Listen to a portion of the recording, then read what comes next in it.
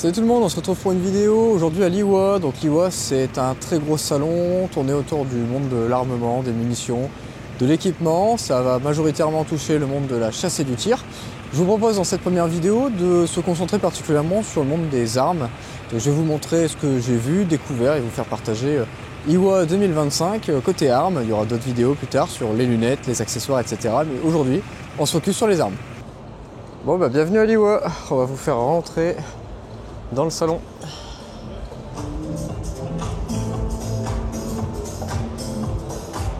Voilà, donc il y a un immense hall qui est après composé de 8 halls, c'est absolument immense. J'ai pas compté le nombre d'exposants, mais ça se compte en plusieurs centaines. Allez, le feu vert est donné, tout le monde se précipite à l'intérieur. Allez, quelques chiffres sur l'IWA 2025, 1200 exposants, je crois que c'est un record. 9 halls étaient complets, en tout cas personnellement c'est la première fois que j'en vois autant de plein. Apparemment plus de 40 000 visiteurs professionnels, car oui c'est un salon réservé aux professionnels. Toutefois si vous avez une invitation venant de grosses boîtes qui travaillent dans le milieu ou de professionnels type armurier, distributeurs, etc., il y a toujours moyen de rentrer. Alors on se retrouve sur le stand de l'IWA Arms. C'est une marque que je ne connaissais pas du tout. C'est assez intéressant parce que du coup ils proposent des armes linéaires, mais le mécanisme linéaire il est très particulier. Si vous jetez un petit coup d'œil ici, vous allez voir la culasse complètement pivotée, vous la voyez? Donc on a vraiment visuellement un indice de ce qui se passe. La plupart des armes linéaires, vous n'avez aucun indice extérieurement de ce qui se passe sur l'action.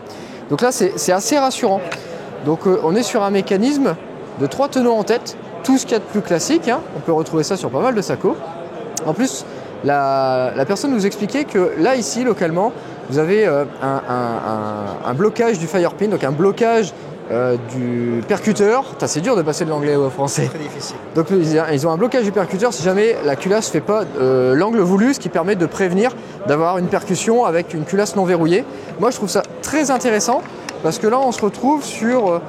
alors, on va y arriver. C'est toujours le problème de remettre une culasse. Voilà. Hop et hop. Et donc du coup c'est assez intéressant parce que vraiment le fait de voir visuellement ça c'est hyper rassurant. Beaucoup d'utilisateurs d'armes linéaires ont parfois un peu peur de ça, surtout avec les historiques qu'il y a eu sur certaines armes linéaires il y a quelques années. Là je trouve ça vraiment rassurant sur le principe et puis mécaniquement c'est chouette de voir ce mouvement. C'est hyper fluide. Franchement.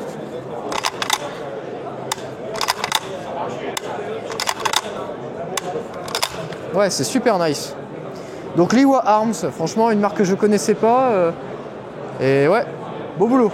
C'est de la bonne cam. Allez, toujours sur le stand de l'IWA Arms. Ils ont une version 22 long rifle qui est hyper intéressante. On vient de passer plusieurs minutes à parler avec les développeurs. Alors, premier élément, ce que vous allez regarder sur la culasse, c'est que c'est la première fois que vous allez voir une culasse de 22 avec les verrouillages de tenons à l'avant. D'habitude, le verrouillage se fait sur le levier à l'arrière. Donc ça c'est déjà une belle innovation. Donc ça permet tout simplement d'avoir un contrôle plus fin de ce qu'on va appeler la feuillure. La feuillure c'est la distance qui va séparer l'étui, enfin le bourrelet de la tête de culasse, ici, de la cuvette de tir. Alors il y a un truc qui est très intéressant à voir, c'est si vous allez voir le chargeur, regardez le chargeur bouge. En fait ils ont créé un chargeur. Tu peux le refaire, je l'ai pas bien. Ils ont un chargeur qui est free floating.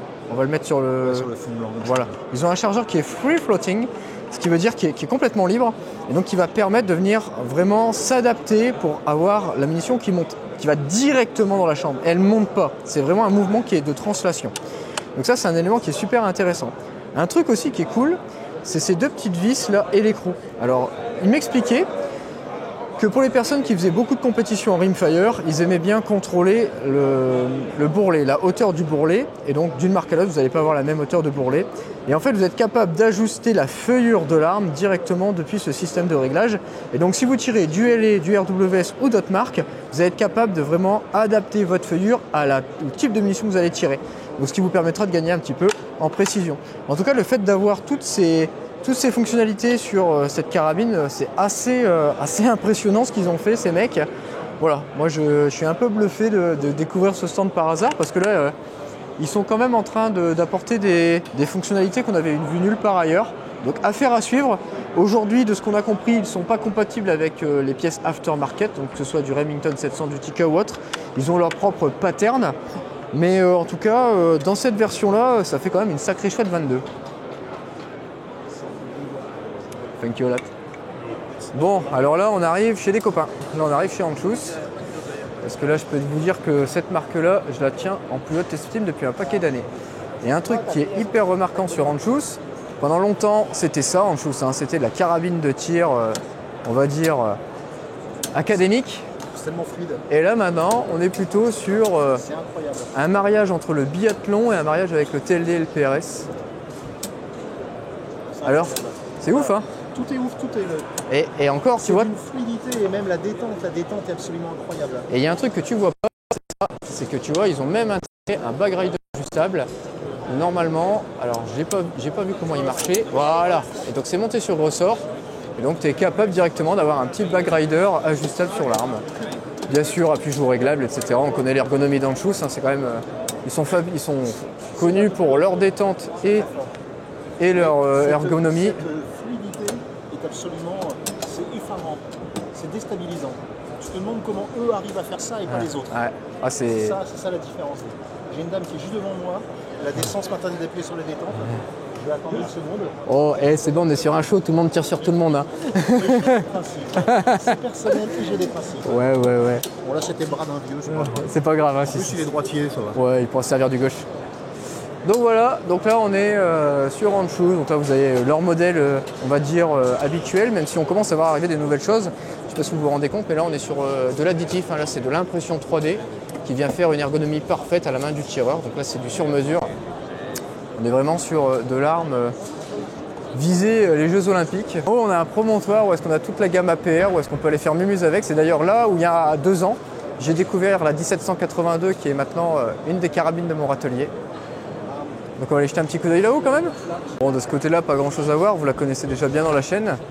Parce que bon, bah, elle fait déjà partie du râtelier, la 1782 APR, mais voilà, c'est exactement à cet endroit il y a 2 ans où je l'ai découvert et qu'elle m'a fait craquer. Et de l'autre côté... Il y a une nouveauté quand même que tu as oublié, c'est important de voir.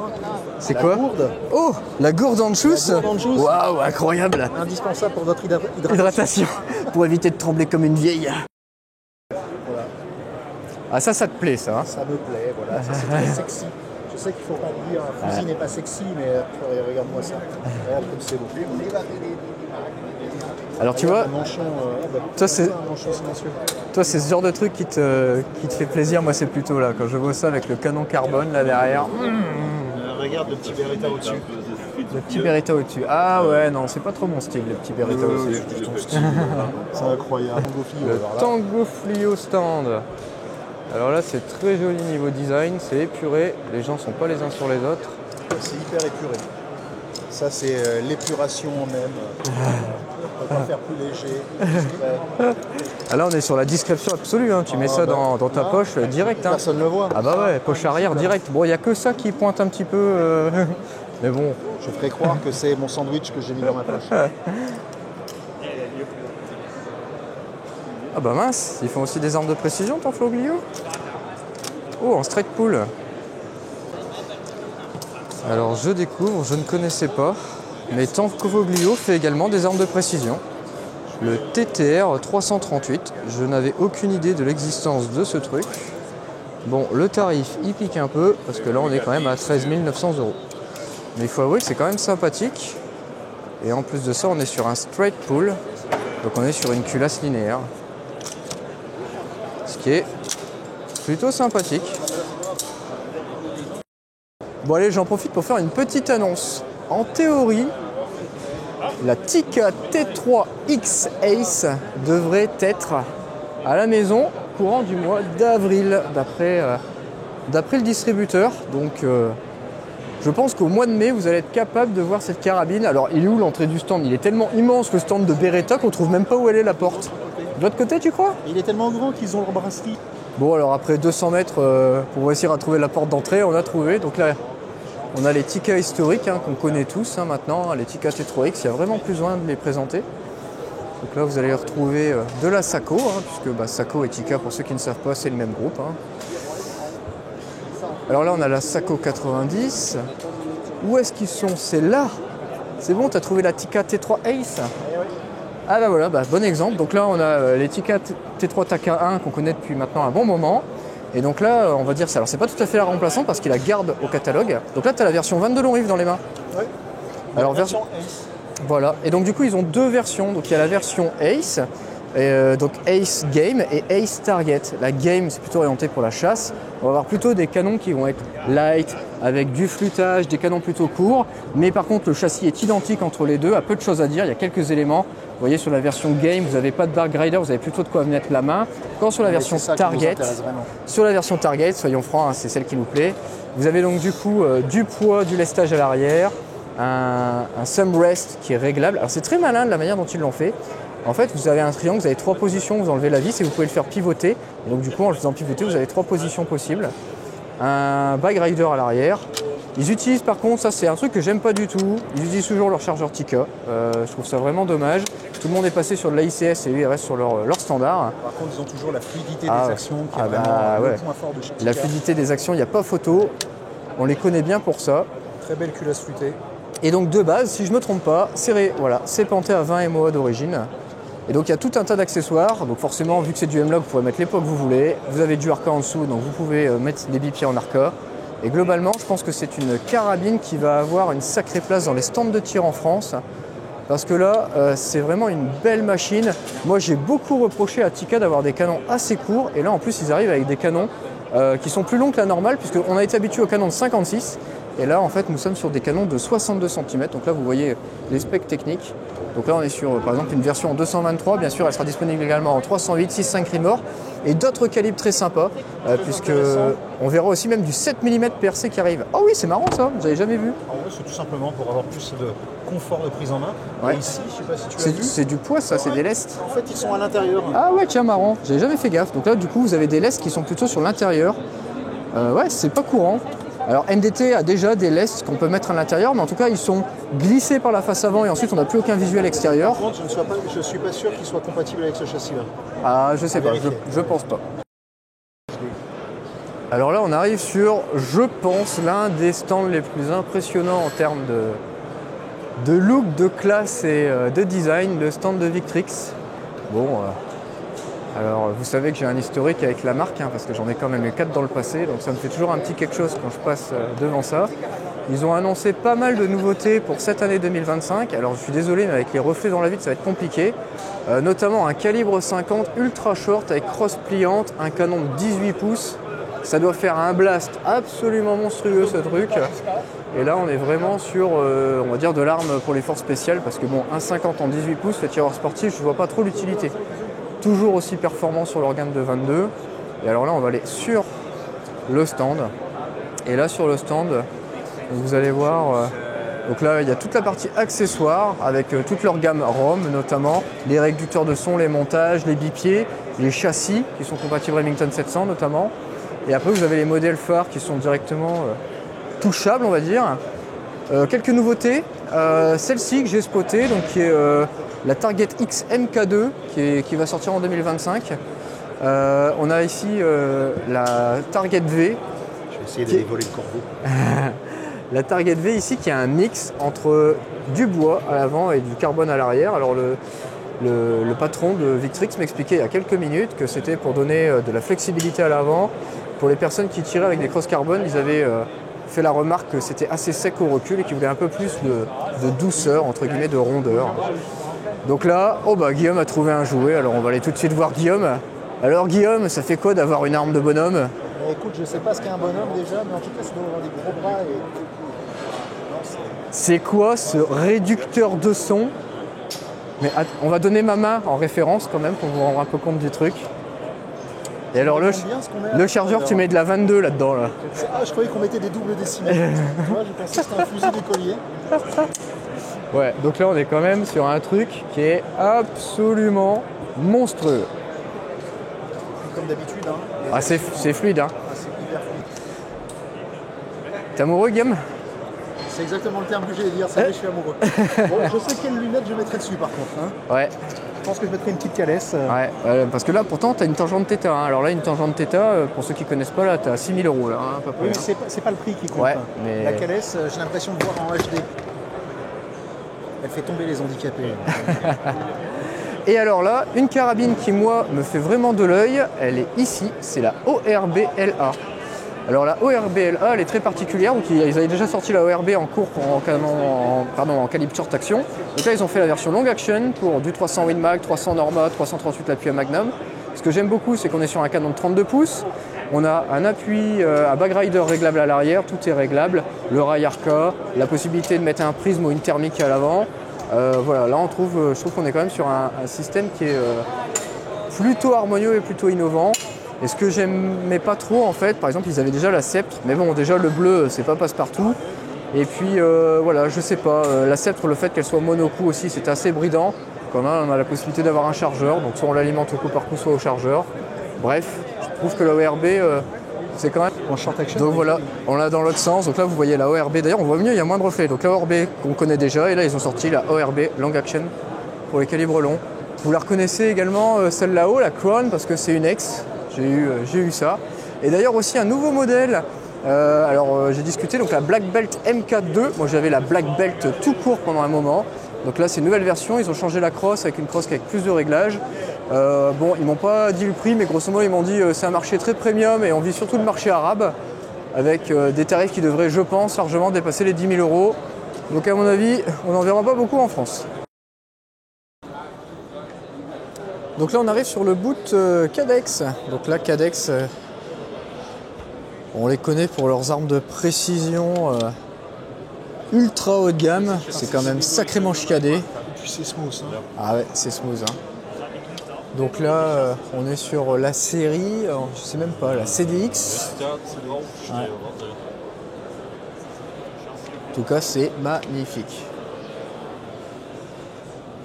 Alors là, bon, il y a la version un peu plus light, ça je sais qu'ils font aussi quelques armes de chasse, etc. avec des châssis plutôt plastiques, on va dire. On est sur l'autre côté, là, il y a les monstres, il y a les 50 de l'autre côté. C'est dommage de passer à côté de ça. Il y a... Regarde, un Cadex pour Alix. Ouais. Donc là, on a des Little Shorty, comme on a les versions un peu plus engagées pour le PRS. Et là, par contre, on dirait un 338. Ça.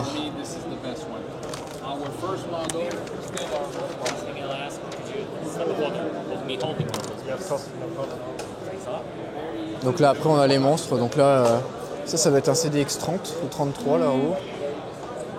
On a la version Shaytak en dessous. Et en dessous, on a la 50. Allez, vas-y. Pour avoir les proportions avec le 50. Comme ça, on va voir à quel point t'es tapé. Exactement.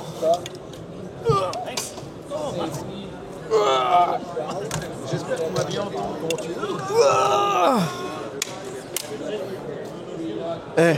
C'est beau ça.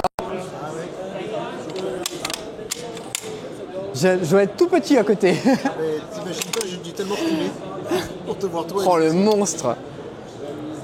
Et le paint job dessus, il est magnifique quoi. Avec le côté bronzé, les petites touches de noir. On dirait qu'il est sale en fait. Mais en fait non, il est pas sale, il est juste peint comme ça. C'est magnifique.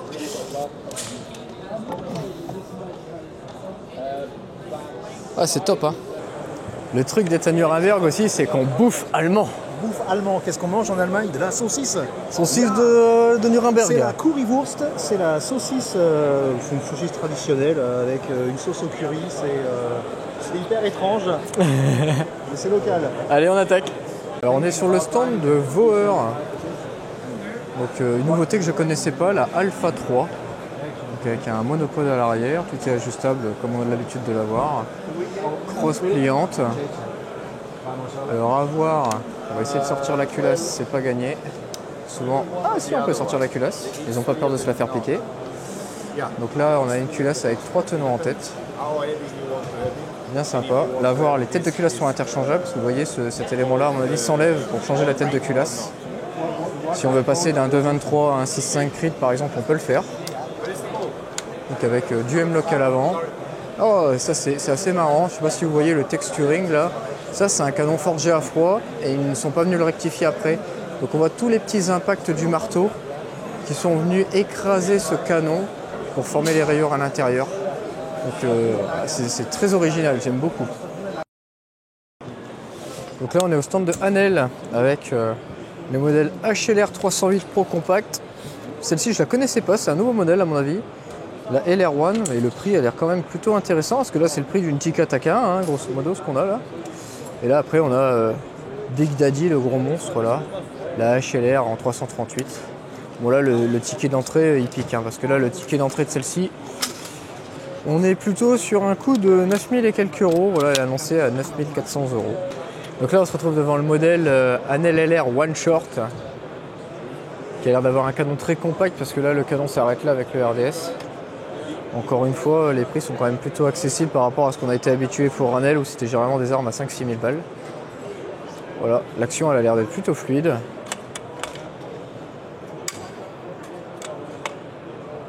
Le repose-pouce, là, il est un peu grossier quand même, je trouve. Pas très agréable, mais bon. C'est un petit détail. En plus, c'est monté sur un filetage, donc ça peut se changer facilement. Crosse pliable. Il y a l'air d'avoir deux niveaux de sécurité. Donc à mon avis, pas si court que ça, si tu veux mon avis, parce qu'il est... il est emmanché. Ouais, il est manché, exactement. Voilà, tout le système M-Lock devant. Bon, bah pour 3100 balles, ça n'a pas l'air mal. Anel, on les connaît pour leurs armes de précision, mais on les connaît aussi pour les 36 nuances de tan. Parce que vous remarquerez qu'il y a quand même 4 couleurs de tan différentes sur la lunette. C'est Monsieur Hype, je me dois d'intervenir.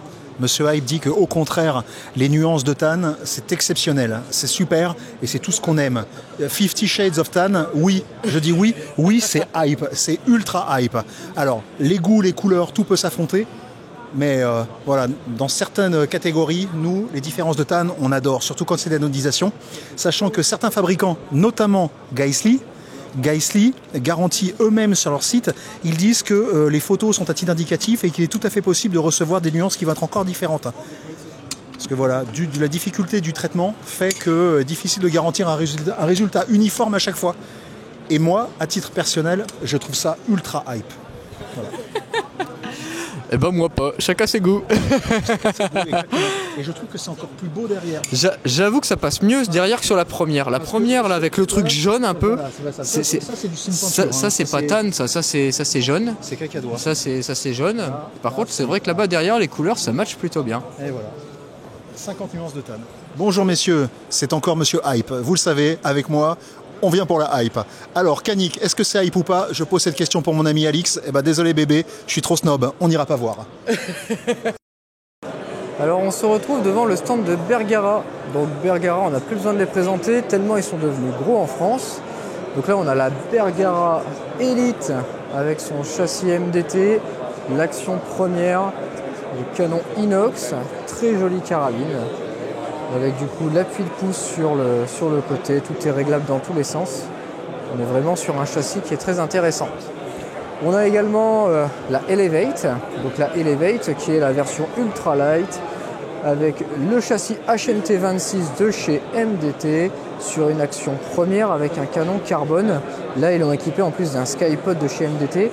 Pareil, l'une des références maintenant dans le monde du j'achète une arme pour aller faire de la chasse en montagne ultra light. Aucun problème là-dessus, ça tient la route. On a ensuite ici, il me semble, c'est la BMRX. Ouais, c'est ça, la BMRX. Donc ça, c'est une nouveauté, il me semble, de cette année, qui est du coup une version très abordable de la 22 long riff, avec notamment, là vous voyez, ce qui devient un petit peu leur caractéristique primaire, les canons carbone. Donc là, par contre, on n'est pas de mémoire sur une action qui est compatible Remington 700. Je me trompe peut-être. Et voilà, en tout cas, une nouveauté annoncée cette année. Je pense qu'on va essayer de l'avoir en test prochainement. Et ensuite, on a... bon, bah, vous la connaissez, il n'y a pas besoin de la présenter parce que j'en ai une pendant un petit moment. C'est la Sum All, sauf que là, ils ont fait une nouvelle version. Surtout avec des calibres qui sont assez intéressants. Alors là, on a un peu de tout, du 6.5, du 7RM, du 308, du 308 Mag, même du 338 Win Mag. Voilà, avec cette fois-ci plutôt des teintes noires plutôt que des teintes vertes. On va aller s'orienter vers moi ce qui me fait un peu plus rêver. Ce qui me fait un peu plus rêver, c'est là. Alors ici vous avez la Sum All Carbone, vous la connaissez parce que là c'est vraiment la même que ce que j'avais à la maison avant que je change la crosse. Mais surtout ce qui m'intéresse c'est ça. Je ne sais pas si vous voyez là, mais 7 PRC, 300 PRC. Donc là on est avec tous les calibres PRC, le 6.5, le 7 et le calibre 30 qui sont disponibles sur ces armes de chez Bergara. On a également du coup la version 2, donc la B14 Crest, qui est une version améliorée simplement par la crosse, parce qu'on a une crosse en carbone qui est sur l'action B14 standard. Vous avez la version soit avec le canon flouté, soit la version carbone. Et ce qu'il y a aussi de très intéressant, c'est voilà, ces calibres 7 PRC, 6.5 PRC, 300 PRC, 300 PRC qui je crois est une nouveauté parce que je ne me rappelle pas avoir vu une Crest en vente sans 300 PRC en France, mais je me trompe peut-être. Donc voilà le principe, donc un très beau stand avec une marque qu'il n'y a plus vraiment besoin de présenter. Allez, c'est bon pour moi quand tu veux. Bon là je m'appelle Alexandre Loubert, je travaille chez Bergara et donc CVA depuis maintenant 3 ans, 4 ans. Je rentre sur ma 4e année là. Et donc voilà, il y a 3 ans j'ai ouvert la filiale française. Donc j'ai pu monter une petite équipe pour présenter les carabines Bergara sur le marché français. Et là cette année on arrive avec une nouvelle marque, c'est une société qu'on a achetée à 100%, c'est une société américaine qu'on a achetée à 100% dans les années 2004-2006.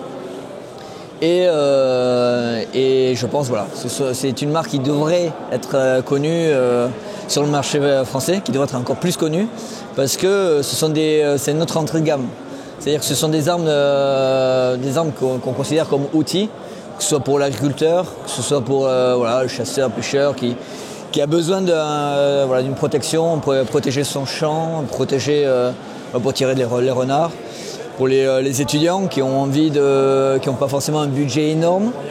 Et puis ça leur permet aussi de débuter peut-être dans le tir avec les casquettes LRX.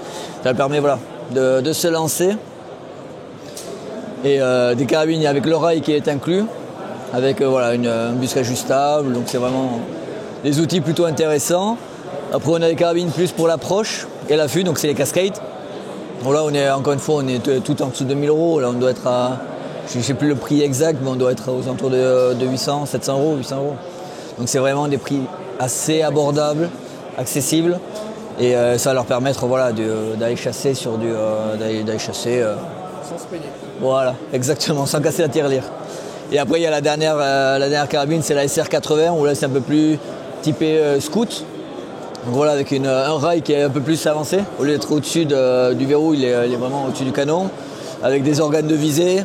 Voilà, c'est vraiment plus scout, c'est vraiment pour aller dans l'abattu, c'est pour aller faire de la recherche au sang, c'est un peu plus différent, mais bon, chacun l'adapte comme il veut, parce que on peut enlever le rail, on peut enlever les organes de visée, on peut y mettre un modérateur de son, et on se retrouve avec une carabine pour aller faire de l'approche ou de l'affût sans aucun souci. Donc voilà, un peu. Allez, on est sur le stand de Proof Barrel, donc c'est un des précurseurs dans les canons carbone. Donc les canons carbone, c'est une âme en acier avec un revêtement extérieur qui est en carbone, ce qui permet de gagner de la rigidité tout en perdant du poids. Pour ceux qui se posent la question, le carbone ne va pas jusque dans les rayures, il y a bien une âme en acier à l'intérieur. Et donc là, particulièrement, ce que j'aime beaucoup sur ce modèle, c'est ce que vous voyez là aussi, c'est des boîtiers qui sont en titane. Donc la TU6, c'est un boîtier titane.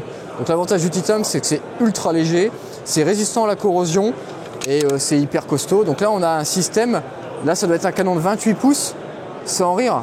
C'est ultra light, c'est un truc de malade. Alors que là, on doit avoir c'est un Magnum, ça, ils l'ont 300 PRC. Donc là, ça envoie du bois et pourtant, c'est ultra light. Puis en plus, l'ergonomie de la crosse, elle est vraiment chouette. Ah ouais. Ah, j'adore. Donc voilà, ils font même leurs actions maintenant. Proof, Colombian Falls. Ah, j'adore.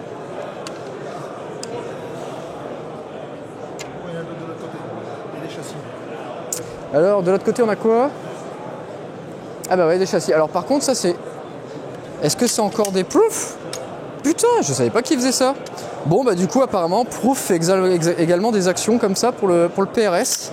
J'étais pas au courant. Oh, le verrouillage. Faut que t'arrêtes parce que là, ça devient indécent. Oh, putain, là, c'est du gun porn pour moi. Je suis désolé. En 6.5 Creedmoor. Ah ouais, c'est super chouette. En plus, avec le Heavy Barrels, là. Bon, il est un peu lourd du nez, mais super sympa.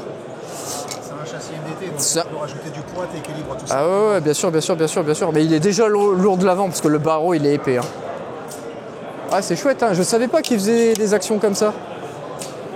Ah par contre ça c'est... Regarde, elle s'est dévissée déjà. Ou alors les gens s'amusent à les dévisser. Et à partir avec. Ah c'est chouette, hein. Regarde, bah, viens voir ici. Donc voilà, en fait, à l'origine quand ils fabriquent les canons, ils partent de ça. Donc ensuite, de ce que j'ai compris, c'est que maintenant ils fabriquent leurs propres canons. À une époque, ils achetaient des canons Barclay qui venaient modifiés. Mais maintenant, ils font leurs propres canons. Ils viennent le contourer, donc ils viennent les vider. Et une fois que c'est vidé, ensuite on a un wrapping de carbone qui vient rajouter la rigidité et qui permet du coup d'avoir la même rigidité que le canon original, donc cette forme-là. Simplement, cette fois-ci, vous avez beaucoup moins de poids. Et voilà, un canon carbone, bon alors c'est pas la même longueur, mais wow, ça fait plus de 2 fois le poids. Il n'y a pas photo. So no, we make our barrels, our stocks, and partner with premium action companies. They private label our actions for us, and we use a variety of actions for different models. The Elevation Lightweight Hunter, the Mountain Tactical Rifle, MTR as most people know it, are definitely the two most common and most popular rifles. They're at more of our budget-friendly price point, but still they come with a 1 MOA guarantee, and most of them shoot sub-half They look inch. super nice. They look very nice, and most people will take out a 7 PRC with factory ammo, and they'll shoot sub-half inch right out of the gate. First groups downrange. From there, we have our 22 long rifle with the adjustable length to pull stock. And we continue on through our lines with the Glacier steel version, a titanium version. You were looking at some of the other models, the Ascension, my personal favorite. Yeah, the one on top. The bottom one. I prefer the one on top. Yeah, the Conviction and the Conviction Titanium for a long-range rifle. That's my favorite as well. They also work as a great hunting rifle because they are still light enough. Being from Montana, we climb thousands of feet to go mule deer hunting, elk hunting, so I'm all about weight. So our Ascension... You still want the performance of a long-range shooting rifle. Yep. So an Ascension will weigh 5.5 pounds, 5 3/4 pounds, and still is half MOA accurate to 1,000 yards. Super nice. Yeah, fantastic setup. Nice work. Thank you. Bon alors les fusils c'est pas trop mon truc, mais on va quand même vous montrer les Perazzi parce que bon faut avouer que quand on voit les prix qui sont affichés, parfois ça fait mal. Non pas celui-là, celui-là il est vulgaire. Alors celui-là, ah ouais, c'est vulgaire. Hein. 247 700 €, ouais c'est vulgaire. Hein. Il est à peine travaillé. Alors ça tu peux pas le sortir Guillaume, hein, parce que dommage. 432 700 €. Ouais bon écoute, alors bon faut avouer écoute, que je le vendrai pour le dimanche. faut avouer que la gravure elle est incroyable. Et bon, 400 000 boules, bon, à peu près 3 fois le prix de ma baraque. On a trouvé plus cher, là on frôle le demi-million, puisque là on est à 489 000 €. Là, à voir, il y a l'air d'avoir des gravures avec de l'or. Un demi-million. Ah oui, il y a un demi-million là. Ah oui, 527 000 €. Eh bah dis donc. Bon, si t'as pas les budgets pour un deux flingues au demi-million, Ouais, tu l'as ici bon, à 100 000. si t'es un pauvre, t'en prends un 100 000. Quoi. Voilà, c'est ça. Bon. En plus, waouh, je trouve que les crosses sur celles à 110 000, elles sont encore plus belles que celles à 500 000. Regarde celle-là. Ouais. Oh, le veinage du bois, comment il est beau. Magnifique. Bon, alors là, un autre monstre de l'industrie, CZ. Alors là, CZ avec Eric Grofel en grosse star sur le nouveau CZ Chateau 2 Target. Là, vous avez la possibilité de tester tous les CZ. Alors, on a même aussi les petits fusils d'assaut, on a la totale. Les 22 long rifles, on a même plus besoin de les présenter, hein, les CZ 457, tellement il y en a absolument partout en France. Un modèle qu'on croise assez peu parce qu'il est assez nouveau, c'est la Range. Range qui est ici, qui est une version avec une crosse en lamellé collée, avec la possibilité de venir mettre un monopode à l'arrière, appui joue réglable, un fini ici qui est très rugueux, très agréable à l'utilisation. Bref, c'est une vraie belle petite crosse. Donc tu disais, attends, je vais te montrer un truc. Bon, alors là, on est sur la CZ 600. Alors la CZ 600, elle a un truc de particulier qu'on parle pas beaucoup. Quand on regarde la culasse, donc on va faire sortir la culasse. Ils n'ont pas peur de se faire piquer les culasses quand même parce que il n'y a rien de sécurisé. Hop et hop. Alors quand on regarde la culasse de la CZ600, elle a un truc de très particulier. On va pas faire tomber la CZ. C'est cette partie-là, vous voyez, qui est ouverte. D'habitude, la tête de culasse, elle est complètement fermée. Et là, le fait d'être ouverte, c'est ce qu'on appelle les systèmes control feed. Alors le système control feed, il fait ça. Il fait que lorsque vous avez une munition qui monte du chargeur, hop, elle vient se mettre directement sur la partie supérieure. Vous pouvez la chambrer. Si toutefois vous ne voulez pas tirer, vous avez juste hop, à déverrouiller, vous reculez et en fait vous n'avez pas d'éjection qui se fait parce que l'éjection en fait elle se fait mécaniquement et donc du coup vous êtes capable de garder votre munition qui est déjà agrippée par la tête de culasse au milieu ici du boîtier, chose que vous ne pouvez pas faire d'habitude parce que d'habitude la munition elle se met en diagonale parce qu'il y a le ressort qui le pousse et donc pour rechambrer des fois c'est compliqué et en fait ce système permet vraiment si vous ne tirez pas d'ouvrir, sortir la munition, la laisser prête à être rechambrée et directement rechambrer. C'est en fait une technologie qui nous vient généralement du Safari parce qu'en fait dans le Safari ce système de control feed permet une meilleure sûreté entre guillemets de l'action et donc d'avoir un meilleur contrôle lors du rechambrage, chose qui est hyper important quand vous avez un buff qui vous charge ou quoi que ce soit. C'est assez rare de voir cette technologie apparaître sur des armes de tir et donc c'est pour ça que je voulais le souligner.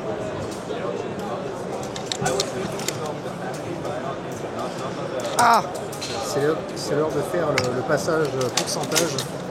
16%, 15% de batterie, Jérémy. Oh merde, va falloir qu'on se... Bah alors, tu veux pas rentrer toi? Pourquoi tu veux pas rentrer? Là ce sera au best-of. Alors Jérémy ne sait pas remettre une culasse dans une CZ600. C'est le worst of. Alors, pourquoi tu veux pas rentrer? Ah voilà. Ah et puis un autre truc qui est assez marrant, vous avez peut-être sûrement jamais vu ça, et moi en tout cas c'est la première fois que je vois ça, je sais pas comment ils ont fait leur système, mais vous voyez, elle est montée comme sur un ressort au bout. Donc quand vous faites le mouvement de réarmement, vous avez un feeling qui est très spécial. En bout, vous voyez, elle a envie de revenir. C'est très particulier. Moi, ça m'a un petit peu surpris, vous voyez. C'est assez particulier. Il faudrait que je m'intéresse plus en détail pour savoir d'où vient cette spécificité-là. Mais en tout cas, je vais creuser pour comprendre pourquoi il y a ce ressort-là. Et après, vous voyez bien, si vous voyez, alors ça va être difficile à caméra, vous voyez le système d'éjection, il est vraiment au bout du boîtier. Donc là, quand je fais ce mouvement de ressort, ah bah voilà, c'est pour ça, j'ai compris. Si je viens l'ouvrir normalement, là, j'éjecte pas. Là, l'étui est toujours prêt à être rechambré. Par contre, si je veux éjecter, là, c'est là où je viens comprimer le ressort. Et là, vous voyez l'éjecteur qui est en train de sortir. Donc là, avec l'éjecteur qui sort, là, ça ferait éjecter la munition. Ça, c'est vraiment bien foutu. Franchement, bien joué CZ. C'est vraiment malin. Là, on est sur le stand d'une marque qu'on connaît assez peu en France, Kepler. J'en ai une pendant un petit moment, c'était une 222 Remington. Je vais vous mettre quelques images en même temps incrustées dans la vidéo. C'est une marque allemande qui fait à peu près tout en fait. Eux, ils font leur crosse, leur boîtier. Il me semble même qu'ils font certains de leurs canons, à vérifier. Spécialisés dans le F-Class, le Bench Rest. Ils proposent en plus des chambrages. Quand on regarde les chambrages, c'est là que j'adore.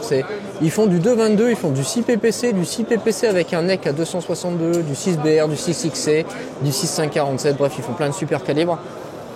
Et je discutais avec eux, ils me disaient on est désolé, on a 2 ans de commande en cours, on est surchargé en production. Donc en ce moment, bon, ça va être difficile pour le marché français d'avoir des carabines Kepler.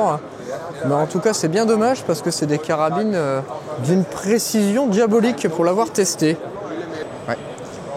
Et alors là, on est sur le stand de Fort Meyer. Alors pour ceux qui ne connaissent pas Fort Meyer, c'est une marque qui fait des armes de précision multicalibres. Donc le principe, c'est que vous avez toute la partie avant qui est interchangeable. Donc vous pouvez passer d'un calibre 50 à un 416, à un 338. Toute cette partie-là, en fait, est d'un seul tenant. Vous l'enlevez, vous mettez un nouveau et hop, vous avez directement un changement de calibre. Donc là, on voit avec certaines nouveautés. Je ne connaissais pas ça. Donc là, ils ont créé avec un bag rider ajustable. L'appui-joue n'était pas comme ça initialement. Ça, c'est peut-être un prototype. Le Fort Meyer qu'on connaît, il est là-bas, quoi. Voilà. Assez intéressant de voir la firme. Alors là, vous voyez, ça, c'est du 416 barrettes. Ça fait pas rigoler. Allez, nous voilà sur le stand de Savage. Mes premiers armeurs de carabine. Donc là, avec toute la partie 22 long rif. La 93 R17, etc. qu'on connaît maintenant depuis un petit paquet d'années. On va montrer également la partie Center Fire. Donc là, c'est toujours de la 22. Bon, du calibre 12. On ne s'intéresse pas trop à ça. Et là, voilà, la partie Center Fire, où il y a quelques nouveautés. Les nouveautés, donc les Impulse qui sont déjà sortis il y a quelques temps quand même, donc les culasses linéaires. Alors à une seule main, je sais pas si je vais y arriver. Non, ils ont dû la bloquer à mon avis. Bon, en fait, du coup, c'est des culasses linéaires, hein, donc c'est du strike pull, vous faites avant-arrière pour charger, contrairement au modèle conventionnel où vous devez lever la culasse pour ensuite faire reculer la culasse. Alors, ce qu'on remarque, c'est quand même que Savage est en train de se tourner vers l'ultralight, puisque là, ils ont équipé une de leurs Impulse avec une crosse FBT full carbone, la même chose en dessous, et surtout, on voit également maintenant les modèles de HNT26 de chez MDT équipés également des Savage. Donc là, vous avez une Savage dans une crosse HNT26 de chez MDT. Et ce qui est assez intéressant, c'est qu'ils commencent à proposer des calibres très sympas, puisque là, on voit du 7 mm PRC, du 300 WSM, putain, c'est rare de voir ce calibre, je suis très content, du 7 mm Backcountry, qu'on a parlé tout à l'heure. Alors, est-ce qu'elle viendra en Europe? Je ne sais pas. En tout cas, c'est assez intéressant de voir MDT arriver là-dessus. Et nouveau bipied MDT, estampillé Savage. Et ouais, exactement, ça c'est un MDT qu'ils ont brandé en Savage. Et ils sont forts, hein, les mecs chez MDT, là. Ils sont en train d'équiper tous les fabricants d'armes qu'on trouve en ce moment dans le monde. Et de l'autre côté, si on tourne de l'autre côté, bon alors il y a déjà des gens, on va les laisser tranquilles. On a ici les modèles avec les châssis, donc maintenant vous proposez même des modèles strike pull sur châssis MDT ACC compétition. On a également la version un peu plus light là-bas, la 110 précision. Voilà, MDT qui vient équiper de plus en plus Savage. Bon ben voilà, on vient de quitter l'IWA 2025, on a vu quand même pas mal de trucs, c'était super sympa, je sais pas ce que t'en penses. C'était très chouette. Donc l'industrie, en tout cas de l'arme et des munitions, se porte très bien, vous en faites pas pour ça, on a vu quand même pas mal d'innovations. Bon, on a vu des trucs cool, des trucs moins cool. On a vu beaucoup de trucs très cool. On a vu beaucoup de trucs cool. Bon allez, nous on prend l'avion, on rentre, et à très bientôt dans une prochaine vidéo. Ciao.